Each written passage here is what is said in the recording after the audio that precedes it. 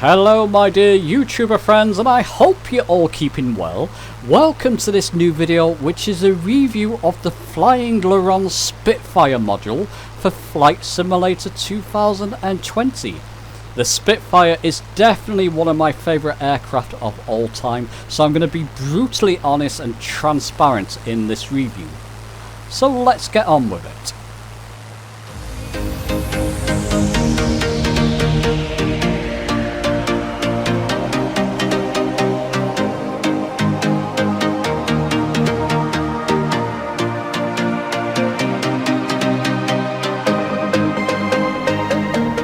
Okay, so I'm parked up at one of the hangars at Goodwood Aerodrome. Good reason for this, it's about a 20-minute drive from me.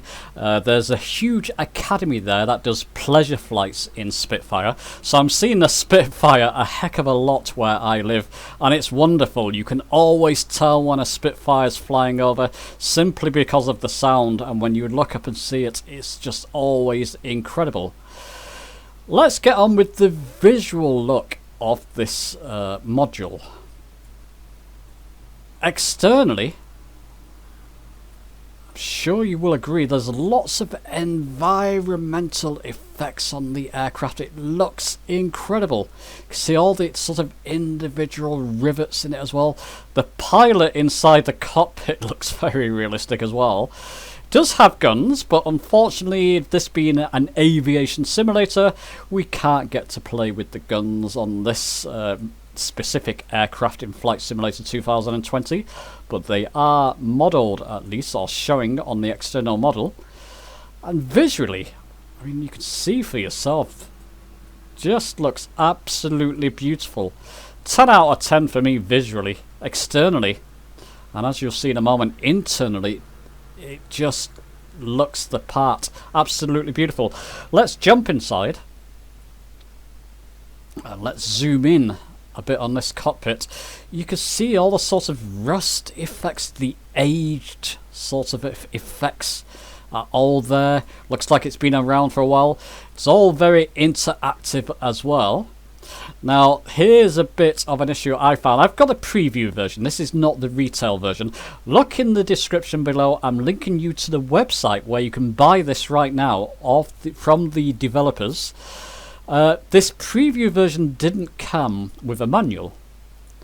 Now, I did find a website, which I'll link in the description also, showing you a video there. I think it's from the Grim Reapers, and they show you how to do a cold and dark startup. So if you want to start this up from cold and dark, you can, and apparently that DCS version works with this as well. It's pretty much the same procedures. So if you want to go and do that, you can. I'm a little bit rusty, so I'm going to cheat in a moment. But visually, internally, 10 out of 10 again. It looks as good to me as the DCS version, DCS World version does. Really does look the part. Like I said, I'm a bit rusty on startup, so I'm going to press Control and E on my keyboard, and that will start the aircraft up. Let's open the canopy so we can get some of those sounds. Yep. And actually, this is a good segment for me to actually go to the sounds. I'm going to shut up talking and let you listen to the sound of this module.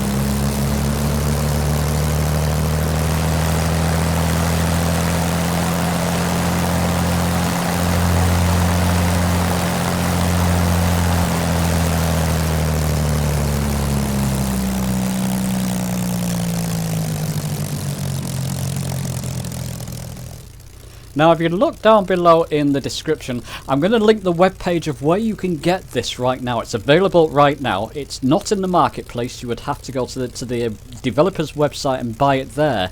They do make a big boast on their website that they recorded an actual Spitfire Mark 9 in a studio, the sound of it, so the engine sound of it. So this is apparently very accurate to the Spitfire Mark 9, and I'm not going to discount that. I do believe it is. If I'm going to be picky, I do prefer the coughing and spluttering of the DCS World Spitfire. I think that just sounds absolutely incredible. But this is nearly there, and obviously if it's recorded from a real Spitfire, you've got to take that into consideration as well. Yeah, the sound is actually good, and once we get up in the air, there's nothing quite like it in Flight Simulator 2020. Okay, so that's the visuals of the Spitfire, and some of the sound. You're going to hear more of the sound later. Let's now get on to taxiing and get this beautiful bird up in the air. Okay, now, so I'm just about to taxi over to the grass runway you can see there at Goodwood. Before I start taxiing, there's one thing I want to cover here. I consider the Spitfire the penguin of the skies. On the ground, it's very clumsy, very awkward. Spitfires in real life are a pain in the backside to taxi. In DCS World as well, very difficult to taxi. A bit of an accomplishment once you did it. What you would do is push the throttle forward a little bit, let the plane start moving, start using your rudders and brake to taxi. Very, very clumsy on the ground. With this one, well, let's show you. I'm going to go external because it's difficult to see the ground with the nose up in the air like that. You could stick your head out the window that way, but I'm actually going to go external. Throttle up a little bit. Release the parking brake.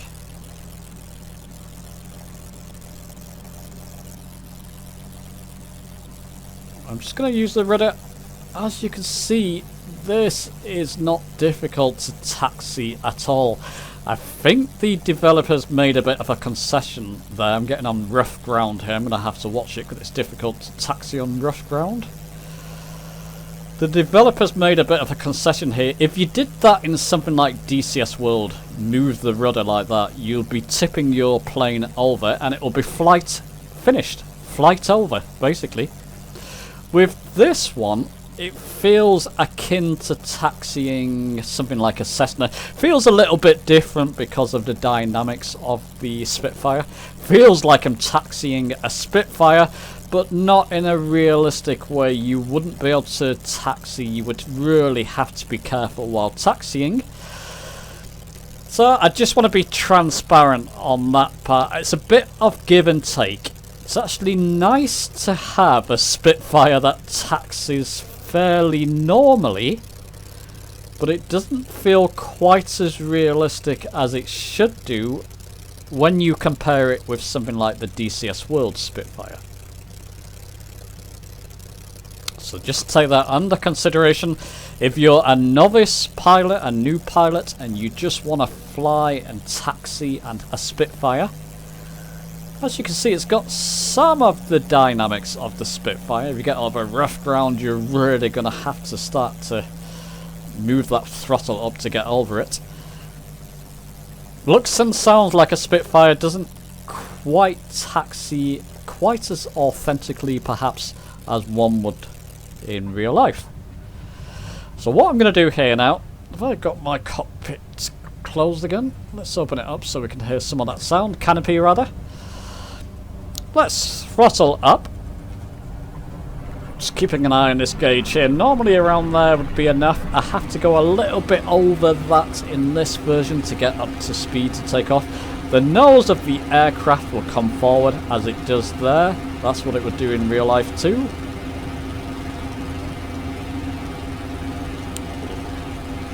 Keep throttling up till we get to our takeoff speed. And you should start to feel the aircraft slowly want to lift off the ground, so I'm going to give it a bit of help there so we can make it over these trees. Trim up a little bit too. Oh, maybe a little bit more. Take my hand off the joystick and close the canopy. A little bit more trim. I'm just going to trim out. Oops. Too much trim there, Hodison. Trim out the aircraft. Let's try that again. Using the whole task force, so the trim's slightly different on this, so bear with me. There we go, that will do. And I'm just using the hat switch here. If you have the D-Line clip or Track IR, use it with this module because it's amazing. But even with the hat switch, just moving left and right, you can see it feels very authentic. It feels very much like you are in the cockpit of a Spitfire, particularly when you start looking out over the wings like that. Absolutely brilliant. So I'm just going to do a maneuver to our left here. If you're flying a Spitfire, just don't fly in a straight line. You really want to start swinging the aircraft around because it was designed with that in mind. So as you can see, I'm turning on a dime there. Actually turned back towards Goodwood, so we just turned 180 degrees with very little effort. It's very characteristic of what the Spitfire would be like. And for the main, it feels very realistic. It feels very authentic to a Spitfire. So when you're turning, let's turn to our right here and feed in a little bit of rudder in the turn. Look at that. You can really zip and turn and swish around this aircraft in the air. That's why I referred to it of the penguin of the skies. On land, it's very clumsy. In the air, like the penguin would be in the water, it's very graceful, very beautiful to fly, as this is. Lovely. Now, there's a couple of caveats with this, and I think it's a couple of concessions that the developers have made. And who knows, this may be addressed in later patches. I don't have any confirmation of that. If I go to escape, go to assistance and go to failure and damage, you can see I've got crash damage enabled, aircraft stress damage enabled, and engine stress damage enabled. I've not got icing enabled because I don't think it's necessary for this particular video, but the other damages are all enabled. Let's resume. Now if I start a very erratic turn, so I'm going to turn and then pull my joystick right back, that would be considered too much for the Spitfire and it would be crashing and burning to the ground in real life. And in something like DCS World, I'm afraid, if you start to pull too hard in your turns, that's it, your engine's cut out or your wings are crumpled or something of that sort. It doesn't replicate that in this particular model, and I've got a feeling it may be a purposeful design, but something you should keep in mind. I want to be completely transparent. If you're looking for the most authentic flight experience and dynamics with the Spitfire, so if you want the engine failures and the aircraft wings ripping off and that type of thing, you're not going to find it in this version. But for the main, it feels as good as any Spitfire that I've flown in any other simulator. It looks actually marginally better than many Spitfires I've flown for certain. Cockpit looks beautiful and the external modelling looks incredible, and when you get back in the cockpit and you're looking over those wings, for all intents and purposes you are in a Spitfire. Try that with VR or Track IR and you will know what I mean. Doesn't seem to replicate all the stresses. It will stall and it will start to shake and rattle, but if you're doing erratic turns like that, that would be a flight over. essentially in a proper Spitfire. Okay, it's not modelled here, but you have to keep that in mind. Frame rates, I'm getting no frame rates issues in the cockpit. It's the same frame rates I would get in the Cessna aircraft. No drops of frames. Only when it's loading in new areas you get the odd stutter, but that's typical with Microsoft Flight Simulator 2020. In this module, in this aircraft, there you go, I think there was a stutter there loading in a new area. But in the actual main-to-main sort of minute-to-minute flight or second-to-second flight, you're not getting any frame issues. I'm not getting any frame issues, regardless of the high fidelity of the module. Okay, one other thing I want to show you here is the landing. Now, when trying to land, I keep referring to DCS World because that is the Spitfire module I'm familiar with. It's a high fidelity module, very realistic. Like I said, all sorts of aircraft sorts of characteristics and engine characteristics are modelled for in the DCS World version. When it comes to landing, it can be particularly painful and frustrating. If you don't get your undercarriage and your flare just right, you've had it. You pretty much tip the aircraft over. Typically you'll walk away from it, but if you don't get it right, you're not rolling down that runway. It's a lot easier to land in this module. Let me just get a little bit further out. Now, I live along this coast here somewhere. I'm not going to tell you exactly where, but I live along here. So you can see how long it took me to get here, just a matter of minutes. And like I say, I often see Spitfires doing acrobatics in the sky. It's just wonderful to see. So it's wonderful to be back in this area in the simulator, replicating that. So I'm going to turn. That kind of turns fine normally in a Spitfire. I'm going to start slowing down now. Even put stage 1 flaps. Have I got my flaps up? There we go. You can see the flaps came up there. I'm going to want to slow right down here, so I'm going to start turning. And that works as well. When you're turning, it will help to reduce your speed. As you can see, my speed, I don't want to take my hand off the joystick, but my speed is nicely coming down here. Going to put my gear down as well.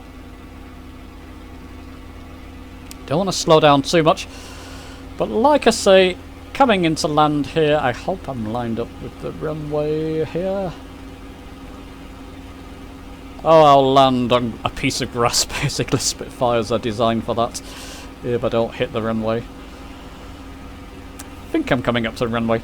Coming into land, it's just a lot easier. Now you've got to flare a bit, and it's difficult to see where you're actually landing when you're in the cockpit, but I'm going to give it a go anyway. How far are we from the runway?